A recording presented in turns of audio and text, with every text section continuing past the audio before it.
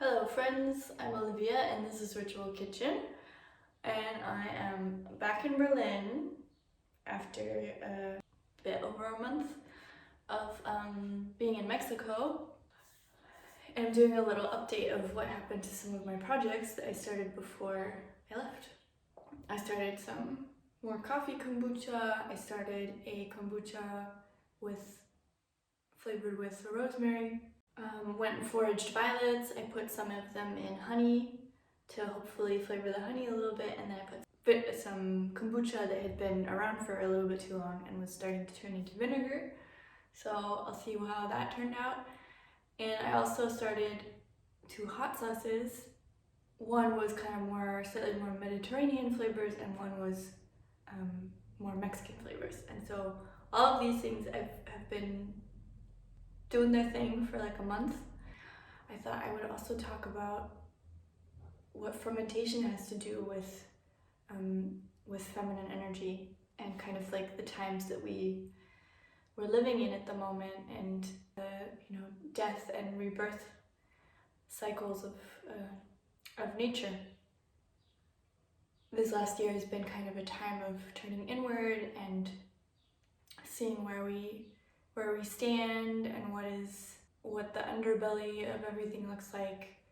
I've been, researching or experiencing like a lot more information about the differences between feminine energy and masculine energy, both in myself, in others, in the world around us, in the situations that we have been experiencing with the pandemic. I kind of saw the parallels of this in the process of fermentation, which obviously has gained a lot of popularity over the last year or regained a lot of popularity because people have been at home. They've had the time to let these processes unfurl. They've been forced to have the patience to wait for some of these things.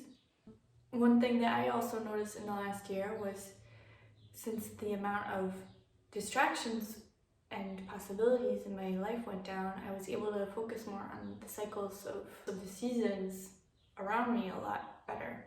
I mean, I noticed them before, but I would say that this whole thing kind of made it more of a daily recognition than, let's say, a weekly recognition. I mean, part of that was a conscious choice to go out on walks and kind of like notice what was going on around me, but I don't think that would have happened if I'd still been jumping from A to B to C and trying to experience everything at the speed that life was going at that time. Some of the things that really signify like feminine energy is kind of obviously Mother Earth and the cycles that she provides us with, our seasons, whether that is a typical, or for me, typical spring, summer, autumn, winter, or in other parts of the world, rainy season and dry season. I was actually shocked to realize a couple years ago that I'm not actually a summer baby being born in August. I'm actually a winter baby because I popped out in Australia and it would have been winter then. So I was kind of like, oh wait, that changes a lot of things in my kind of like worldview of myself. But yeah, feminine energy is, about cycles, about seasons. The energy works in more of like a spiral, whereas masculine energy is more of a defined line of focus and timing and a destination. Feminine energy has a lot to do with, patience, trusting, waiting, and holding space for, new things to come in. And so when I'm thinking about masculine energy in kind of like a nature context, it makes me think of sudden fires or lightning bolts or like a volcano erupting.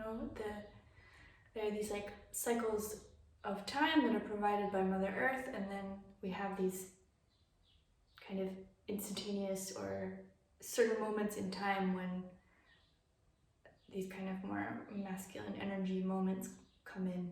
And so fermentation as well is like a process of holding space waiting, of trusting that, you know, what you start is going to develop over time in cycles to become something else. And you trust in the process. You accept that you're not going to get your, you know, food delivered in an hour. You're going to have to wait for you know, a beautiful result. And you know, one of the things that has had a big upswing as well in the last year is, you know, obviously like meditation and mindfulness. This has been something that has been developing over the last decades, but particularly in the last year, people were able to, myself included, integrate meditation more easily into the daily rhythm, because, you know, home office, can't do much, have to stay where you are. And meditation is also all about holding space, showing up for a certain amount of time, being silent and receiving peace. It can be receiving ideas, it can be receiving, you know, energy. And so, yeah, one of the beautiful thing that we can learn from fermentation, or also meditation, is just to accept the cycles and to be patient and wait and trust that this may not be the right moment, and to give it a bit of time and listen to our intuition and see if we need to let a couple more days pass, or a season. The last thing that I want to talk about with regards to feminine energy and meditation and cycles actually has to do with the pandemic. I caught it and was down and out for like 3 days, luckily mild.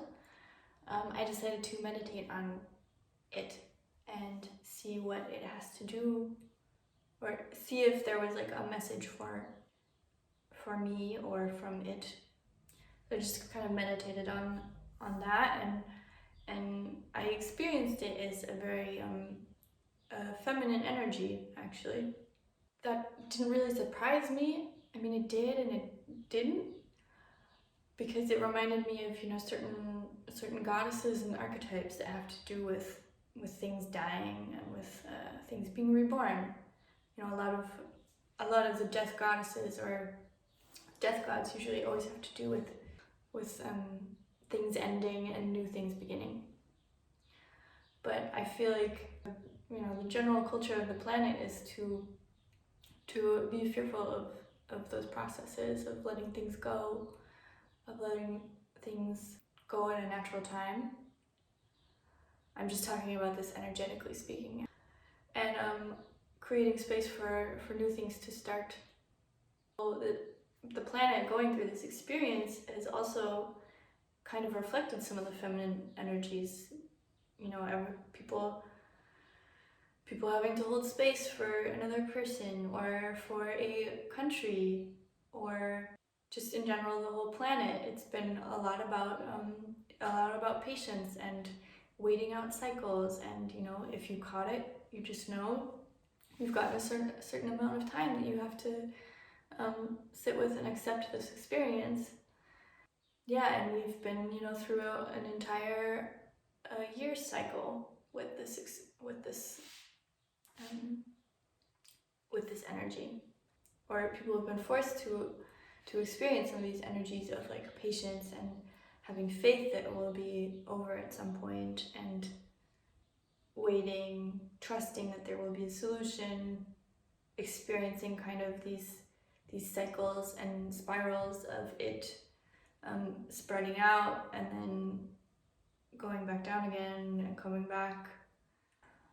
Aside from the obvious tragic circumstances that many people have gone through, it has been like a time of forcing us to cooperate with the cycles of the year and the cycles of the seasons.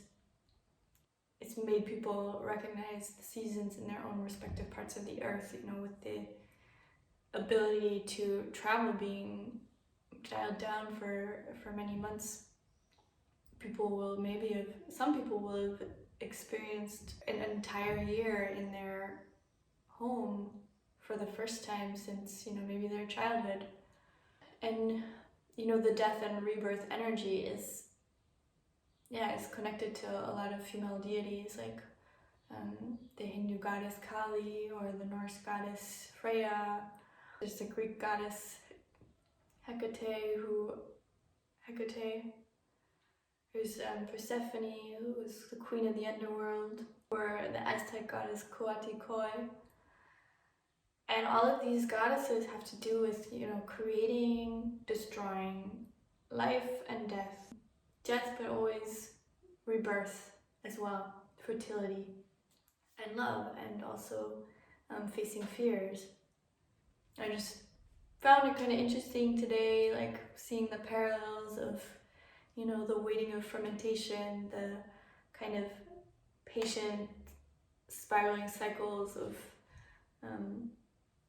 feminine energy, how it works in nature and in our bodies, and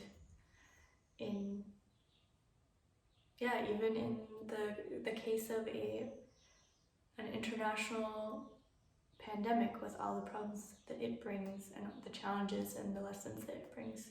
Yeah, so that was my little crazy intro. And now I'm gonna test some stuff. Okay, so the first thing I'm gonna do is I'm gonna take my hot sauce mixtures and grind them up so that they're sauce and not a bunch of mushy veg. And then I'll do a little taste test. Here's what the Mexican flavored mango, I think adobo chilies, I can't remember. Normal chilies, habanero, lime, cumin. It's looking pretty nice and dark, looks tasty.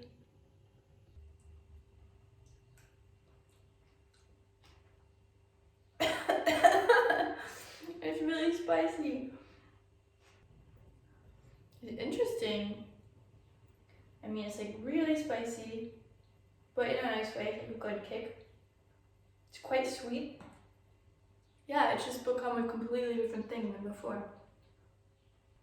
Can't particularly taste like the certain elements anymore. It's just a good new thing.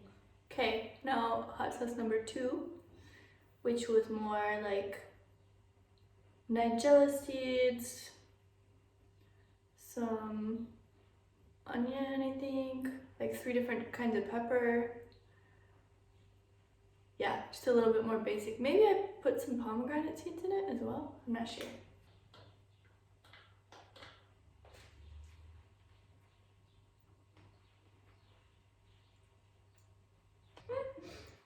It's so intense. Spicy and sweet and sour. It's good. It's better than I expected. I don't think I'd put pomegranates in it again. I also feel like it would be tastier if you like strained it, because some of the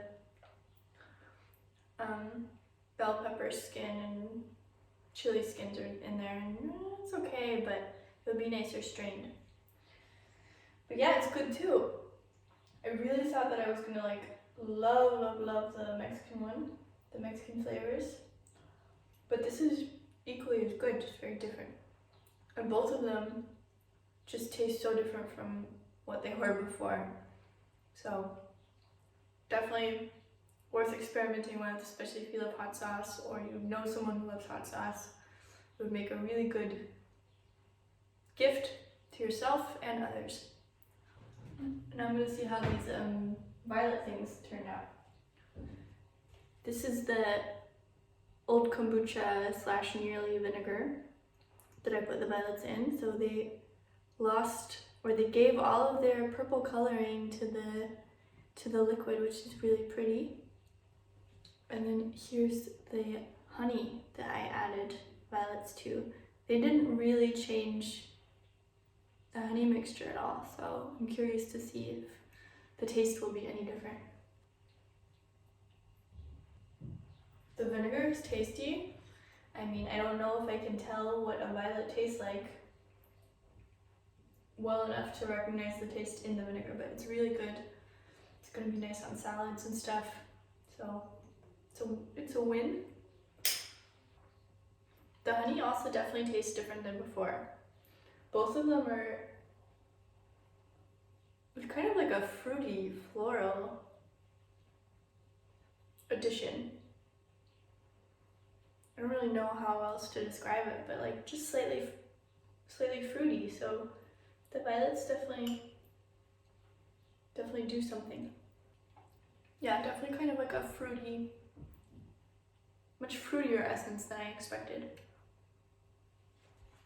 And I have a kombucha that I added some rosemary to before I left.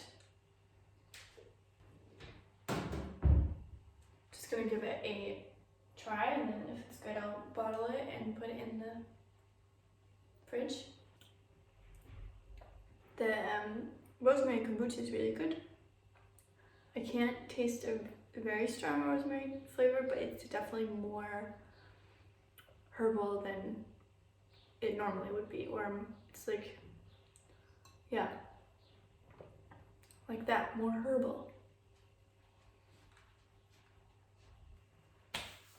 Yeah, but anyways, that was my update of sauce and violets and kombuchas and talking about fermentation and femininity. So I hope you enjoyed this.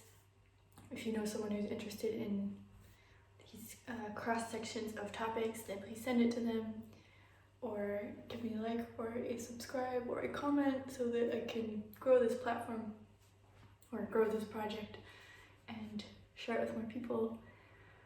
And that's it. Thank you for watching, and see you soon.